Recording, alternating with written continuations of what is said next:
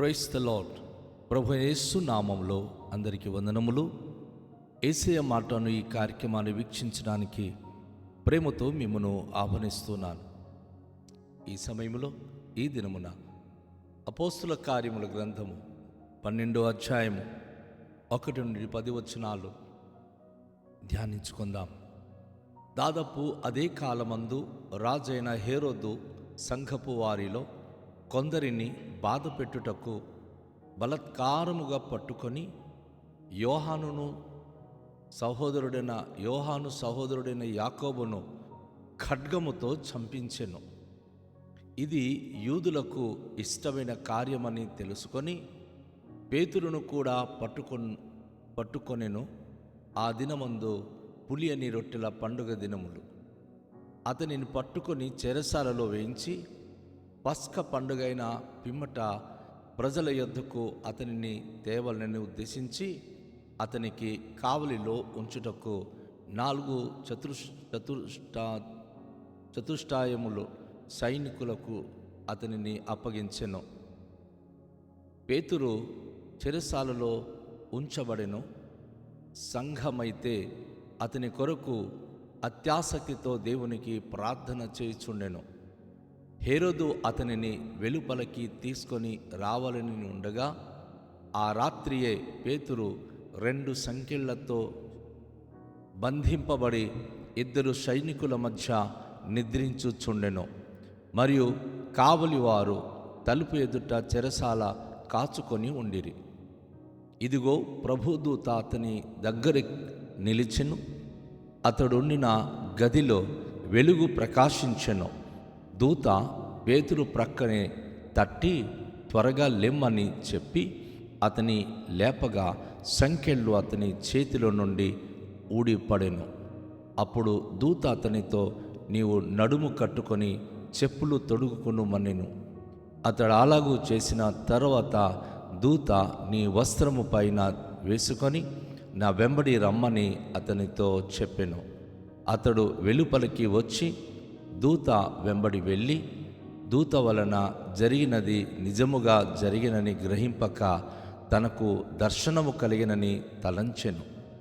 మొదట కావలిని 2వ కావలిని దాటి పట్టణమునకు పోవు ఇనుప గవినె ఎద్దుకు వచ్చినప్పుడు దానంతటా అదే వారికి తెరుచుకొనెను.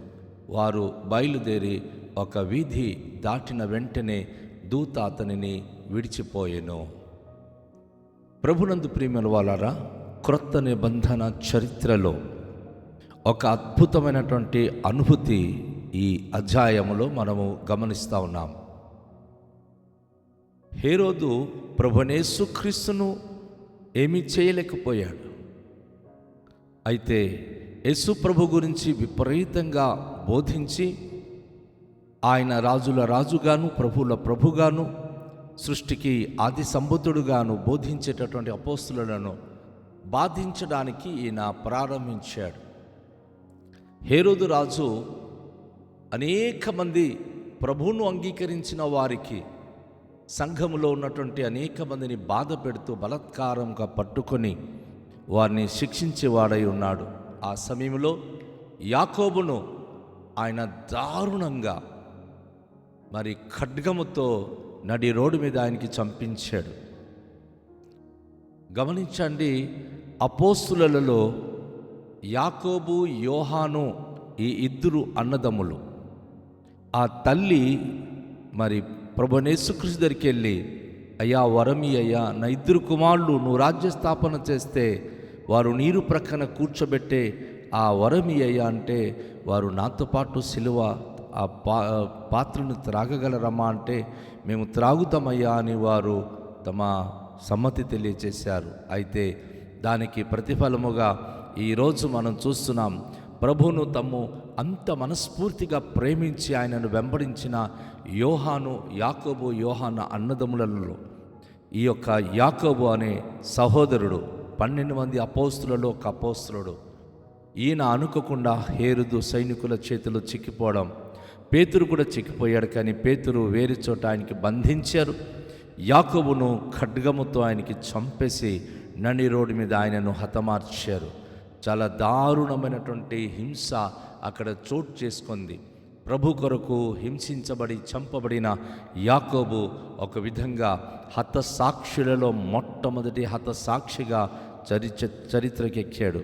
ఎందుకంటే అపోస్తులలో 12 మంది అపోస్తులలో యేసు ప్రభు అనంతరము చనిపోయినటువంటి అపోస్తులుడు ఎవరు అంటే యాకోబు పేరు ఇక్కడ మనం చూస్తూ ఉన్నాం. అయితే యూదులకు మరి ఇలాంటి కార్యములు ఈరోజు మరి దేవునికి వెంబడిస్తున్నటువంటి యేసు ప్రభును వెంబడిస్తున్న వారికి చంపడం ఒక గొప్ప అద్భుతమైన పుణ్యమని భావించే ఈరోజు సమాజంలో కూడా అలాంటి వారు లేకపోలేదు. అయితే ఆ రోజు కూడా యూదులకు చాలా ఇష్టం అనిపించింది. అయితే పేతురును కూడా పట్టుకొని వారు చంపేద్దామనుకున్నారు. కానీ ఆ రోజు పులియని రొట్టెల పండుగ దినం కాబట్టి ఆ రోజు ఏమీ చేయకూడదు. ఎందుకంటే పులియని రొట్టెల పండుగ అనగా పస్క పండుగ రోజు యేసు ప్రభును ఇటు వలన హతమార్చారు.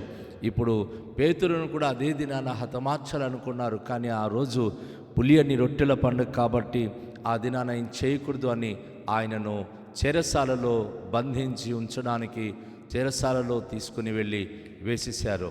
అయితే ప్రియులారా, దేవుని యొక్క వాక్యను మనం గమనించినప్పుడు చెరసాలలో ఆయన ఉండి పస్క పండుగ అయిన తర్వాత ఆయనను హతమారుద్దామని చెప్పి వారు ఉద్దేశించి ఉన్నారు.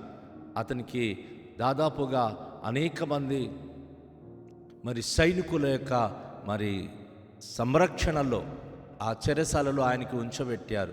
చెరసాల చుట్టూ ఆయనకి చాలా భారీ బందోబస్తు ఆయన పట్ల జరిగించి ఉన్నారు. మరి ఆ పస్క పండుగ అయిపోయిన తర్వాత ఆయనను తీసుకుని వెళ్ళి ఆయనను హతమార్చడానికి వారు ఉద్దేశం కలిగి ఉన్నారు. అయితే దేవుని అద్భుత కార్యములు ఎప్పుడు ఎలా జరుగుతుందనేది మనం ఎవరు ఊహించలేము. పేతురు చెరసాలలో ఉంచబడినప్పుడు సంఘమైతే అతని కొరకు అత్యాసక్తితో దేవునికి ప్రార్థన చేస్తూ ఉన్నారు. ఎందుకంటే ఆల్రెడీ ఒక అపోస్తలుడు చనిపోయాడు. ఇప్పుడు రెండో అపోస్తలుడు కూడాను మరి ఆ టార్గెట్లో ఆయన వారిక ముందర ఉన్నాడు. మరి అతన్ని కూడా వారు చంపేస్తా అనేక మంది ఆయన గురించి వివిధమైనటువంటి కుట్రలు పన్నుతూ ఉన్నారు. ఆ విషయం విన్నటువంటి సంఘము క్రైస్తవ బిడ్డలు అత్యాసక్తితో ప్రార్థన చేయడం ప్రారంభించారు. ప్రియ సంఘమా, ఈరోజు గమనిద్దాం. ఏదైనా ఒక ప్రాబ్లం గురించి విశ్వాసులు విన్నప్పుడు పట్టుదలతో ప్రార్థన చేస్తే అది ఎంతటి ప్రాబ్లం అయినా సరే క్లియర్ అవ్వాల్సిందే అనేది ఈ సంఘటన ద్వారా ఈరోజు మనకు బోధపరచబడుతుంది. ప్రతి విశ్వాసి గమనించాలి, ప్రాబ్లంకి చూసి భయపడేవారుగా కాకుండా అది ఎలాంటి ప్రాబ్లం వచ్చినా అత్యాసక్తితో ప్రార్థన చేస్తే ఆ సమస్యలు మనం అద్భుతంగా దాటుతాం. ఇక్కడ పేతురు కూడా చెరసాలలో ఉంచబడినప్పుడు సంఘమైతే అత్యాసక్తితో ప్రార్థన చేయడం ప్రారంభించి పట్టుదలగా ప్రార్థించుచుండగా అద్భుత కార్యములు జరిగింది. హేరోదు అతనిని వెలుపలికి తీసుకుని రావాలని ఉన్నాడు. ఆ రాత్రియే, ఏ రోజైతే తెల్లారితే హేరోదు పేతురును తీసుకుని వెళ్ళి ఆయనకి బంధించాలి లేక చంపాలని ప్రయత్నిస్తున్నాడో అలాంటి పరిస్థితులు ఆ రాత్రి ఇద్దరు సైనికుల మధ్య అతనికి సంకెళ్ళు వేసి పన్నుకుని పెట్టి ఉన్నారు. కావలి వారైతే తలుపు ఎదుట చాలా భద్రంగా పటిష్టంగా అనేక మంది మరి సైనిక బలగముతో ఆ చెరసాల చుట్టూ ఆవరించి వారు భద్రంగా కాచుకొని ఉన్నారు. అయితే దేవుని శక్తికి ఎంతమంది కాచినా, దేవుని శక్తికి ఎంతమంది బంధించాలనుకున్నా, దేవుని శక్తికి ఎంతమంది ఎదిరించాలనుకున్నా అది జరిగే సంభవాలు కావు. ప్రభుదూత అతని దగ్గరికి వచ్చి నిలిచి ఉన్నాడు. అర్ధరాత్రి కాలసములో దేవుని దూత వారున్న గదిలోనికి వచ్చినప్పుడు ఒక ప్రకాశవంతమైన వెలుగు ఆ గది అంతా నిండిపోయింది. దూత పేతురును మరి ప్రక్కన తట్టి త్వరగా లే అని చెప్పి అతనికి లేపినప్పుడు అతని సంకెళ్ళన్నీ కూడా చేతి నుంచి కాళ్ళ నుంచి ఆటోమేటికల్గా ఊడిపడిపోయింది. దేవుని యొక్క స్పర్శతతో, దేవదూత యొక్క తాకిడితో ఇనుము సంకెళ్ళు ఊడిపోయింది. అప్పుడు దూత మరి ఆ దేవుని యొక్క వెలుగు తన మీద ప్రకాశింపచేసినప్పుడు ఆ గది అంతా కూడా దేవుని యొక్క వెలుగుతో నిండిపోయి ఉన్నది. సో పేతురు లేచి నిలబడిన వెంటనే ఆ యొక్క దూత యొక్క తాకిడితో ఇనుపు సంకెళ్ళు రాలిపోయింది. అప్పుడు దూత అతనితో, నీవు నడుము కట్టుకొని చెప్పులు తొడుక్కొను అని చెప్పి తన చెప్పులు వేయించి తన నడుము కట్టించి, మరి అతడు అలా చేసిన తర్వాత నీ వస్త్రము అనగా నీ దుప్పటి ఏదైతే పైన సాల్వ కప్పుకుంటున్నా అది కూడా వేసుకోమని చెప్పినప్పుడు అది వేసుకున్నాడు. అంతే. తర్వాత ఏం జరిగిందో ఆయనకి తెలియదు. దేవదూత ముందు వెళుతూ ఉంటే ఆయన వెంబడి పేతురు నడుస్తూ వెళుతూ ఉన్నాడు. నడుస్తూ వెళుతున్నప్పుడు అద్భుతంగా ఇంతమంది కావలి కాసి ఉన్నటువంటి ఆ చెరసాల తలుపు నుంచి వారు బయటికి అద్భుతంగా బయటికి వెళ్ళిపోయారు. వారు వెలుపలికి వచ్చి దూత తన వెంబడి వచ్చి రమ్మని చెప్తే దూత వెంబడి ఆయన వెళ్ళిపోతూ ఉన్నాడు. దూత వలన జరిగినది అసలు నిజమా లేకపోతే కలనా, ఇది దర్శనమా అని చెప్పి ఆయనైతే ఏ మాత్రం కూడా ఊహించలేకపోతున్నాడు. అతను తలంచుకుంటున్నాడు, ఇది నేను కల చూస్తున్నాను అని. కానీ వాస్తవానికి అతను ఎప్పుడది మేలుకొన్నాడంటే, ఎప్పుడైతే ఆ చెరసాల నుంచి ఆ పట్టణం నుంచి దాటి ముందుకు వెళ్ళిపోయాడు. మొదటి కావలి వారిని, రెండో కావలి వారిని దాటి పట్టణమునకు ఇనుపు గవిని యొద్దకు వచ్చినప్పుడు దానంతటా అదే ఆ గవినిలో ఉన్నటువంటి పెద్ద ఆ యొక్క ఇనుపు ఆ ద్వారములు తెరవబడింది. దేవుని యొక్క సన్నిధి, దేవుని యొక్క దూతల యొక్క మరి ఆ యొక్క ముందర ఈ లోక సంబంధమైన ఏ తలుపులు కూడాను వారికి అడ్డు చేయడం వాటి వలన కాదు.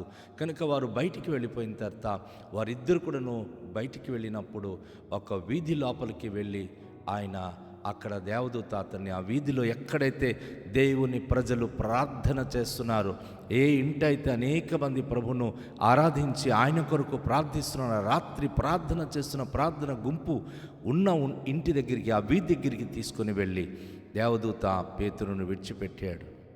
వెంటనే అతనికి అప్పుడు మెలకు వస్తుంది. దేవుడు మనం చేసే ప్రార్థనను బట్టి అది ఎంతటి గండమైన, ఎంతటి భయంకరమైన పరిస్థితి, దురవస్థ అయిన పరిస్థితి అయినా సరే మనకు దాటించగలిగేటటువంటి శక్తి మన ప్రార్థనలోనే ఉంది. నా సోదరి, నా ప్రియ సహోదరుడా, ఈరోజు వాక్యంలో నువ్వు విన్నావు కదా, ఒకవైపు హింస జరుగుతుంది, ఒకవైపు చెరసాలలో ఉన్నారు, ఒకవైపు భయంకరమైనటువంటి నాశనం అనేది మీకుంది అనే వార్త వినబడుతుంది. అయినను దేవుడు తన దూతను పంపించి తన భక్తునికి విడిపించి ఆ గండమును దాటించగలిగిన వాడై ఉన్నాడు. తన సంకల్పము నెరవేర్చే దిశలో తన సేవకులకు, తన భక్తుల ప్రాణానికి ఆయన ఎంతగానో సంరక్షించేవాడై ఉన్నాడు. రండి, అట్టి సంరక్షణలో అట్టి భద్రత కలిగి ఆయనకు మహిమ కలిగి జీవించుటకు ప్రార్థించుకుందాం. తండ్రి, మీకు వందనాలు. యెహోవా యందు భయభక్తి కలిగిన వారి చుట్టూ దూత కావలి ఉండునని ప్రభువా, పాత నిబంధనలు మేము చదివాము, కానీ క్రొత్త నిబంధనలో మీ దూత స్వయాన వచ్చి పేతురును ఏ విధంగా విడిపించిందో, ఏ విధంగా తనను చెరసాల నుంచి బయటికి తీసుకురాగలిగినాడో అది మేము విన్నాము. ప్రభువా, మీకు వందనాలు. మీ యందు భయభక్తి కలిగిన వారు దేనికి భయపడక నిబ్బరం కలిగి ధైర్యంగా మిమ్మల్ని స్తుతిస్తూ జీవించే భాగ్యము అనుగ్రహించుమని, మీ యొక్క కృపహస్తము మా పైన ఉంచుమని, నేను మీ యొక్క వాక్యపు వెలుగులో మా జీవితాలు నడిచే భాగ్యం అనుగ్రహించుమని యేసు నామములో ప్రార్థిస్తూ ఉన్నాం తండ్రి. ఆమేన్. అందరికీ షాలోం. ప్రభు మనను దీవించునుగాక.